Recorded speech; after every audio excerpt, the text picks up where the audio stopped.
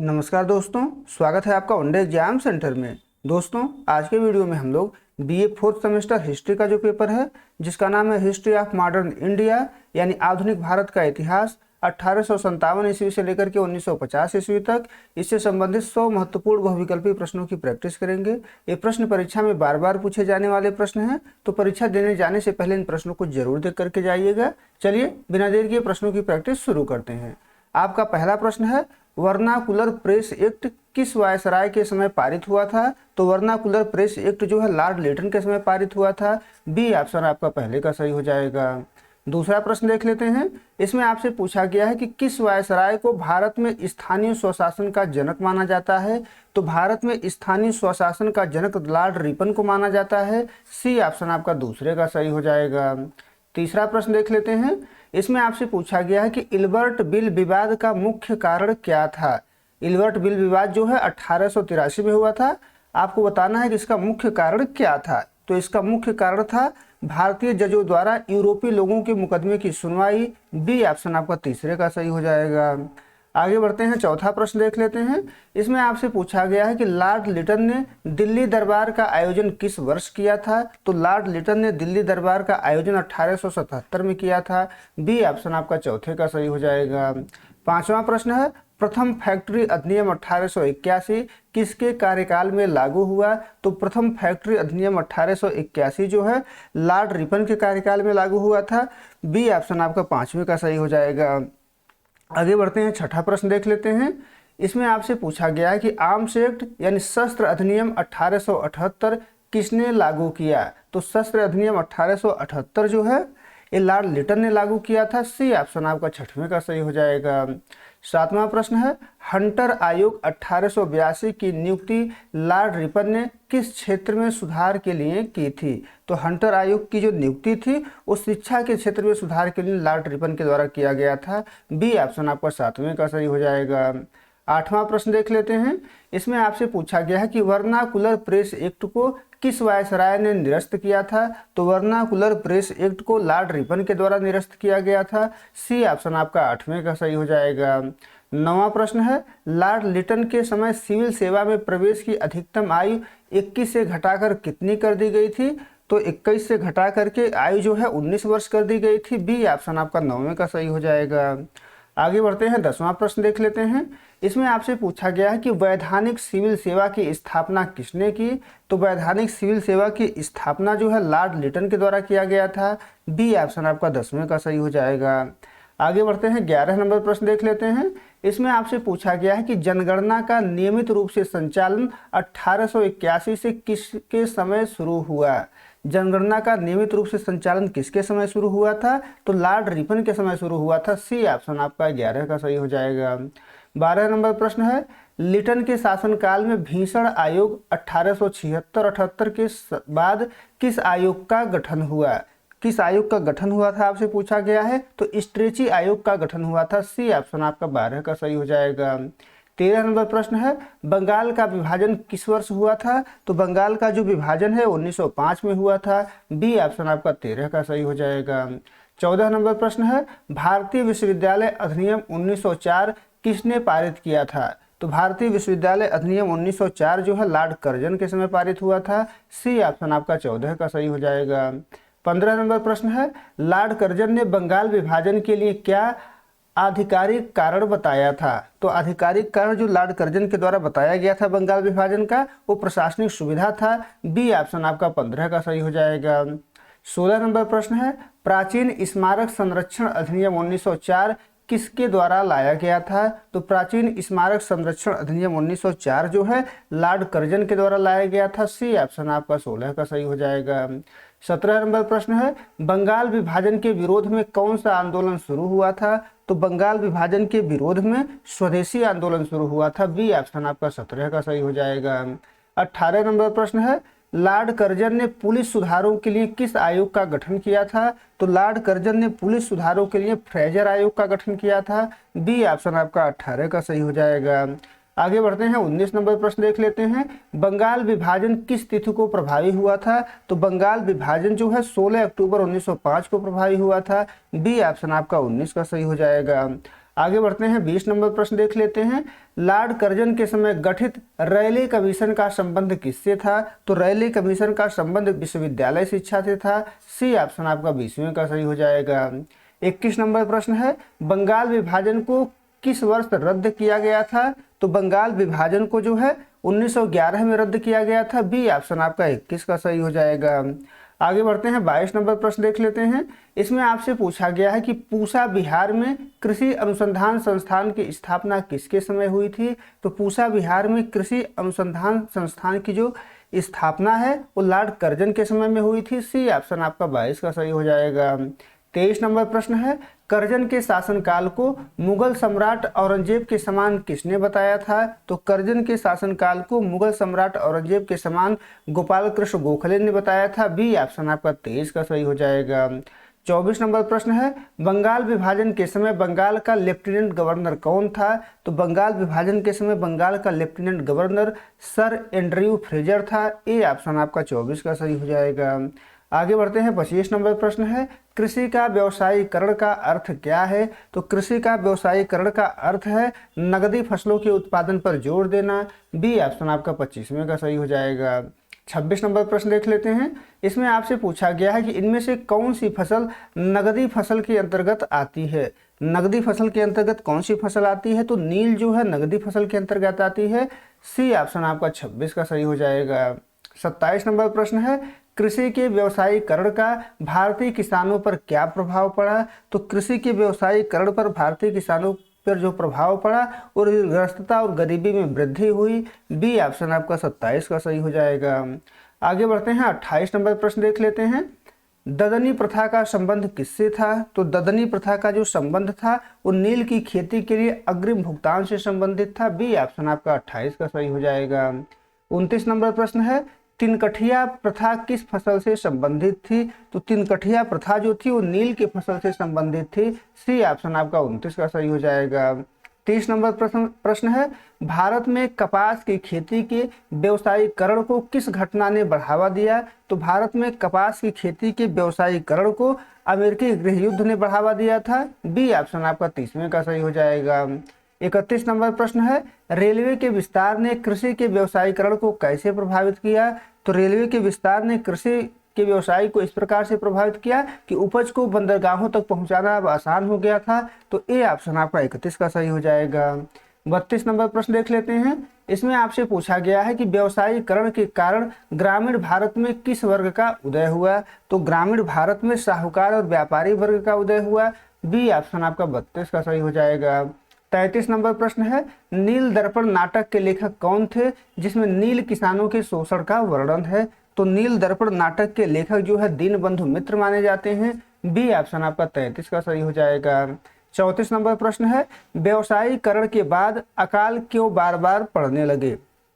तो व्यवसायीकरण के बाद अकाल इसलिए बार बार पड़ने लगे क्योंकि खाद्यान्न के स्थान पर नगदी फसलों को प्राथमिकता दी गई और खाद्यान्न फसल नहीं उगाया जाता था, इसलिए बार बार अकाल पड़ता था। बी ऑप्शन आपका 34 का सही हो जाएगा। आगे बढ़ते हैं, 35 नंबर प्रश्न देख लेते हैं। इसमें आपसे पूछा गया है कि चंपारण सत्याग्रह जो 1917 में हुआ था किस व्यावसायिक फसल के विरोध में था? तो चंपारण सत्याग्रह जो था वो नील की फसल के विरोध में था। सी ऑप्शन आपका 35 का सही हो जाएगा। 36 नंबर प्रश्न है, इसमें आपसे पूछा गया है कि भारत में पहली रेलगाड़ी किस वर्ष चली थी? तो भारत में पहली रेलगाड़ी जो है 1853 में चली थी। बी ऑप्शन आपका 36 का सही हो जाएगा। 37 नंबर प्रश्न है, प्रथम रेलगाड़ी किन दो स्थानों के बीच चलाई गई थी? तो प्रथम रेलगाड़ी जो है बंबई से ठाणे के बीच चलाई गई थी। बी ऑप्शन आपका 37 का सही हो जाएगा। 38 नंबर प्रश्न है, रेलवे विकास के समय भारत का गवर्नर जनरल कौन था? तो रेलवे विकास के समय भारत का गवर्नर जनरल जो है लॉर्ड डलहौजी था। बी ऑप्शन आपका 38 का सही हो जाएगा। 39 नंबर प्रश्न है, रेलवे निर्माण में निजी कंपनियों को कितना प्रतिशत लाभ देने का वादा किया गया था? तो रेलवे निर्माण में निजी कंपनियों को जो है 5% लाभ देने का वादा किया गया था। सी ऑप्शन आपका 39 का सही हो जाएगा। 40 नंबर प्रश्न है, रेलवे के विकास का मुख्य उद्देश्य क्या था? तो रेलवे के विकास का मुख्य उद्देश्य था ब्रिटिश व्यापारिक हितों और सेना की आवाजाही को सुगम बनाना। बी ऑप्शन आपका 40 का सही हो जाएगा। 41 नंबर प्रश्न है, रेलवे के कारण भारत में किस उद्योग का सबसे अधिक नुकसान हुआ? तो रेलवे के कारण भारत में कुटीर और हस्तशिल्प उद्योग का सबसे ज्यादा नुकसान हुआ। बी ऑप्शन आपका 41 का सही हो जाएगा।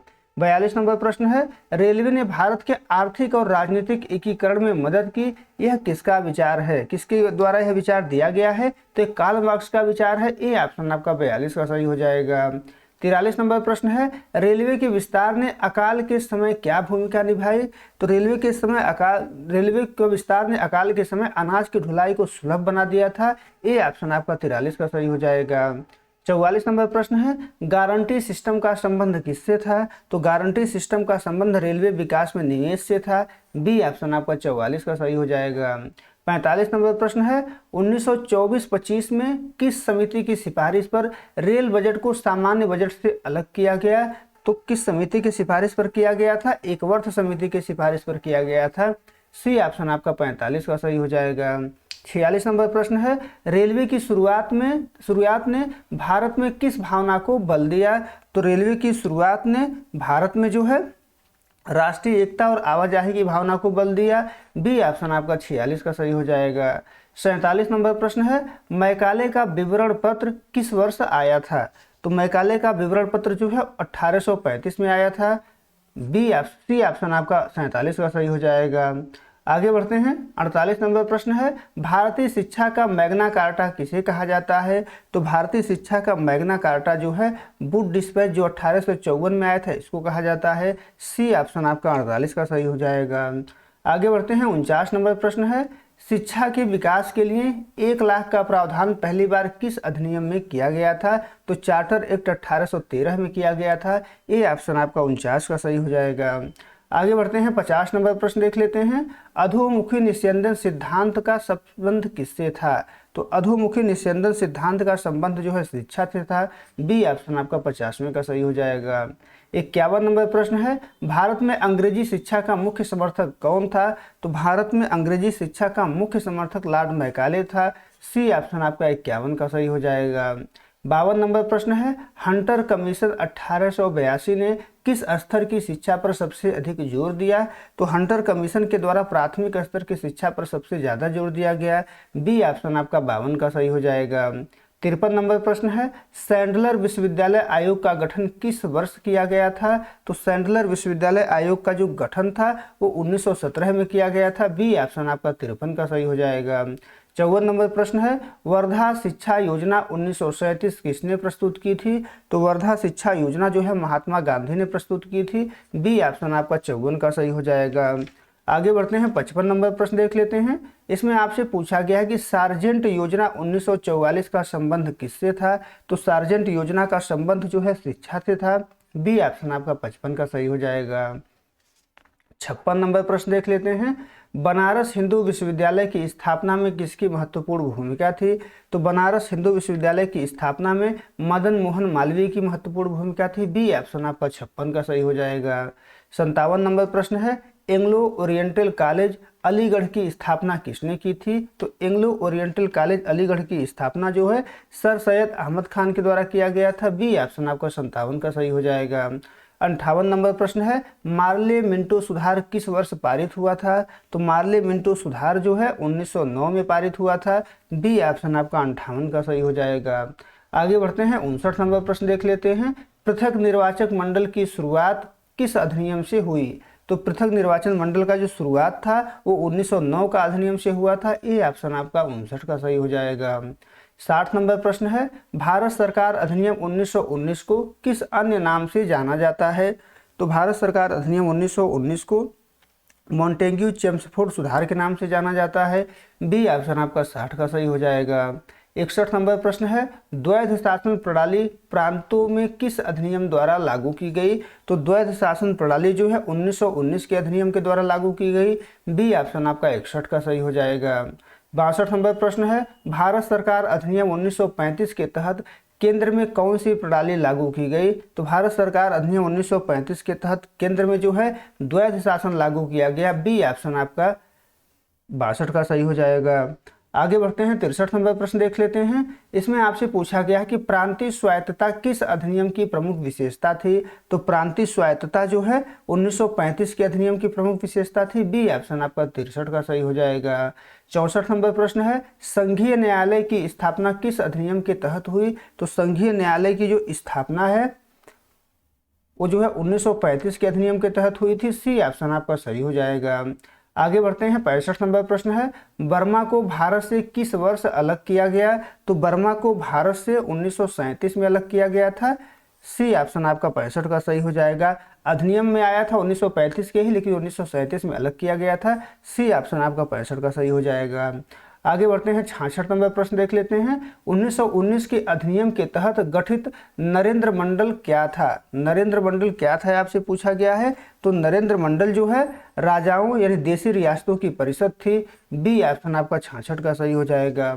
आगे बढ़ते हैं, 67 नंबर प्रश्न देख लेते हैं। रिजर्व बैंक ऑफ इंडिया की स्थापना किस अधिनियम के प्रावधानों के तहत हुई। तो रिजर्व बैंक ऑफ इंडिया की जो स्थापना है 1935 के अधिनियम के तहत हुई थी। सी ऑप्शन आपका 67 का सही हो जाएगा।